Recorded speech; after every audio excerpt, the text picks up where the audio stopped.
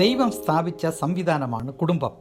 കുടുംബജീവിതത്തിൽ ചെയ്യരുത് എന്ന് പറഞ്ഞിരിക്കുന്ന 3 കാര്യങ്ങളുണ്ട്. 1. മനുഷ്യർ വേർപിരിക്കരുത്. ദൈവമാണ് ഒരു കുടുംബത്തെ യോജിപ്പിക്കുന്നത്. പുരുഷൻ അപ്പനെയും അമ്മയെയും വിട്ടുപിരിഞ്ഞ് ഭാര്യയോട് പറ്റിച്ചേരും. ഇരുവരും ഒരു ദേഹമായി തീരുന്ന ബന്ധമാണ് വിവാഹം. അത് പിതൃപുത്ര ബന്ധത്തെക്കാൾ വലുതാണ്. 2. തമ്മിൽ വേർപിരിയരുത്. ഇത് 2 പേരോടും ചേർത്ത് പറയുന്ന കാര്യമാണ്. പ്രാർത്ഥനയ്ക്ക് അവസരം ഉണ്ടാകുവാൻ ഒരു സമയത്തേക്ക് പരസ്പരം സമ്മതത്തോടല്ലാതെ തമ്മിൽ വേർപിരിയുവാൻ പാടില്ല. അതിനുശേഷം തമ്മിൽ ചേർന്ന് കൊള്ളണം. 3. കയ്പായിരിക്കരുത്. കാരണം അവൾ പുരുഷൻ്റെ ശരീരത്തിൻ്റെ ഭാഗമാണ്. യൗവനത്തിലെ ഭാര്യയോടുകൂടി സന്തോഷിക്കുവാനുള്ളതാണ്. അതിനാൽ അവളെ അകപ്പെ സ്നേഹത്താൽ സ്നേഹിക്കണം. അവൾ ബലഹീന പാത്രമാണ്. അവളോട് വിവേകത്തോടുകൂടെ പാർക്കണം.